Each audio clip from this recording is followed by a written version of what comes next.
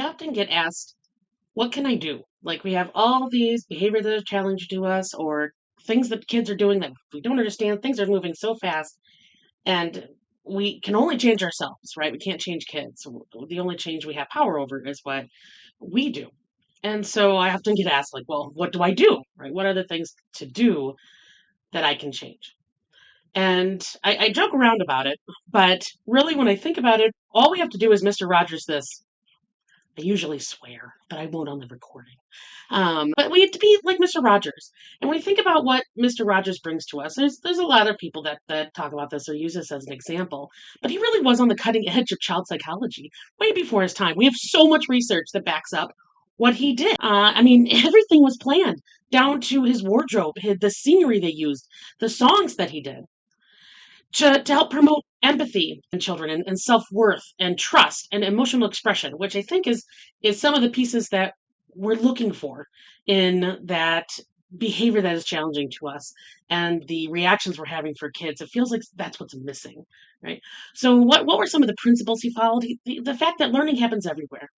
Right? That it's an interaction of not just sitting in a classroom, but all the different pieces within your experiences with people, or the places you go, and the experiences that you have. A way of looking at kids as capable, that they can be emotionally intelligent beings if we actually teach them and support them and have interactions to be able to build that. And that resilience through the navigating of life experiences was a major piece of how he worked.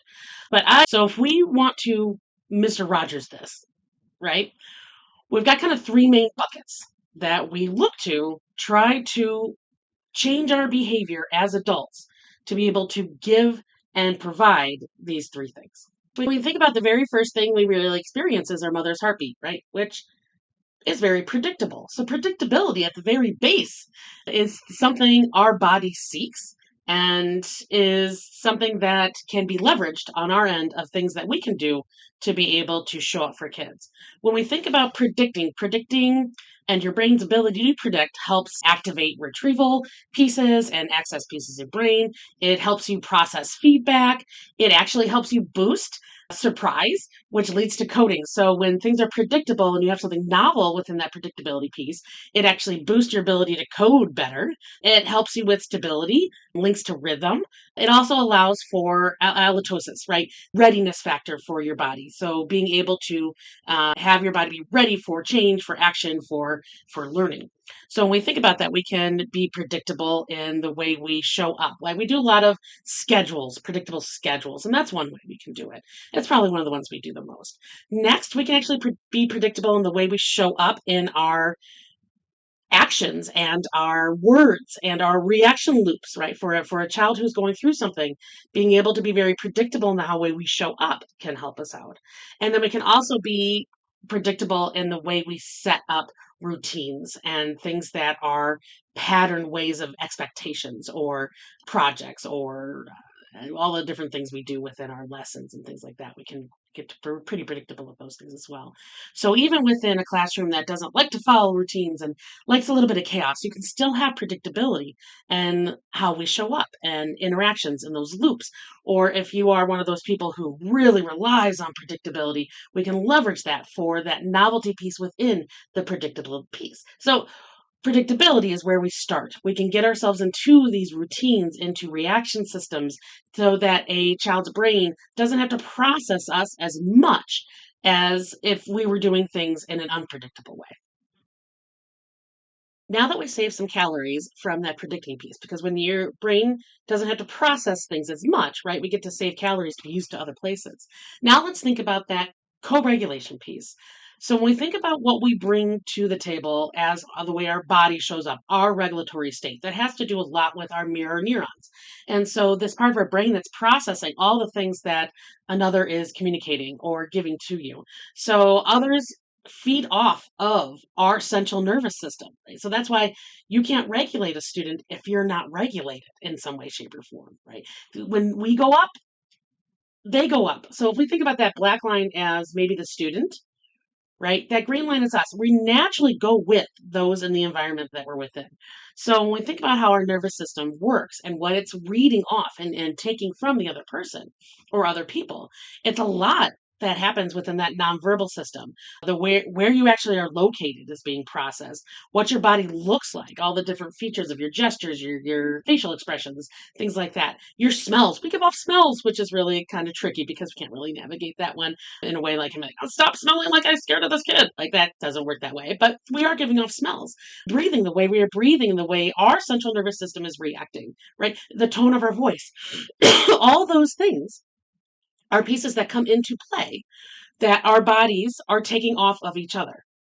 So when we think about that engagement piece, our central nervous system is engaging the parasympathetic system of others, which is what helps bring your hijack, your fight, flight, freeze, or fawn kind of back down, your sympathetic system, right? It's all the central nervous system work.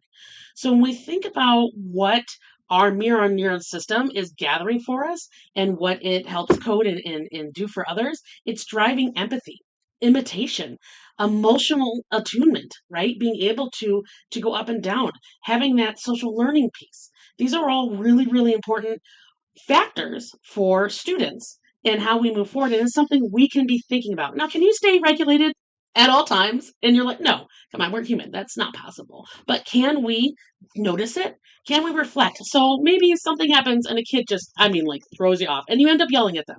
And then you're like, oh man, yelling was not the way I wanted to show up today. That thought, that reflection is going to help you not show up that way next time. It's going to make you think like, oh, I got to take a deep breath. Like we go into this one grocery store that is extremely small and it's the closest one to our house. And so we try not to use it because every time we go in there, we get frustrated because most people don't pay attention. You can only get like 2 carts past each other barely. And so before we go in, me and my husband take deep breaths. We go, you know what? We have to go get bread and we want it to be quick. We're going to go in thinking about a regulatory state so that I don't end up yelling at somebody or saying something really off the cuff under my breath in a really passive aggressive way while walking by somebody near the bananas, right? So when we think about our own regulatory state, it's not about the showing up every time in this perfect state of regulation. It is about thinking about it, reflecting, and doing better as much as we can. But knowing that our regulatory state matters and it matters a lot. So when you stay regulated, just like Mr. Rodgers, I joke that, like you could cut off that man's toe and he'd be like, it's okay, I'll get new shoes, right? And then he'd probably take you to like the store or the place where they make the shoes, right? So when we think about that piece of regulatory state, Mr. Rodgers is a great example of how we are just calm. Can we all be Mr. Rodgers 24/7? No, we can't. But when we think about it and we reflect, we have a closer chance to being able to get there. The last piece is connection or belonging. When we think about Mr. Rodgers, through a screen, he made you feel you belong. The language he used, he literally stared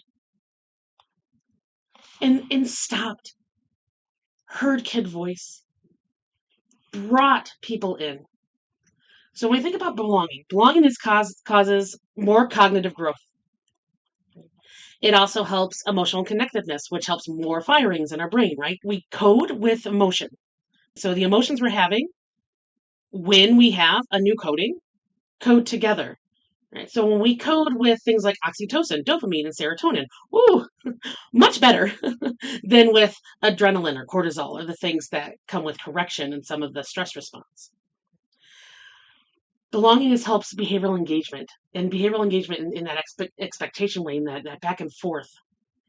It helps with confidence. It affects our limbic system.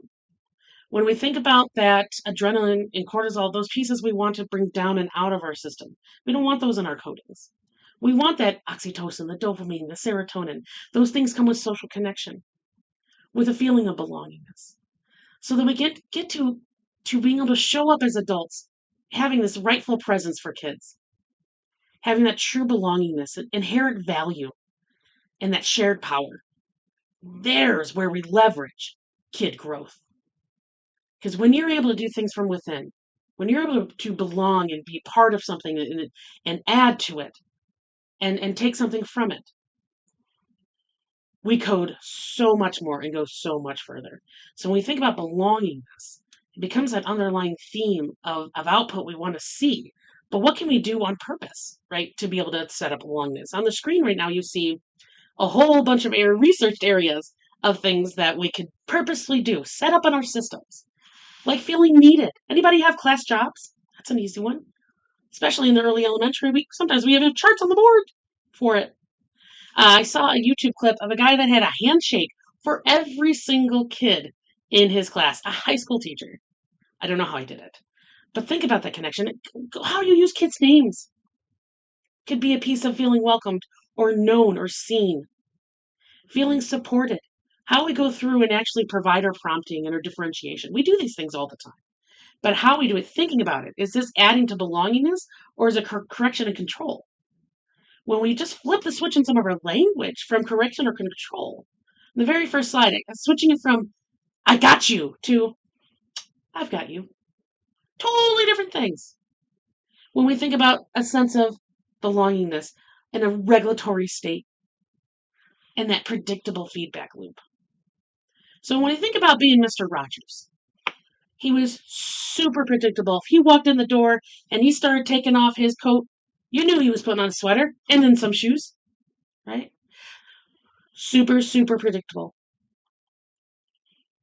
Connectiveness, belongingness, feeling and having those neurotransmitters that want you to do more, right? That really key into those internal motivation pieces, along with being aware of a regulatory state.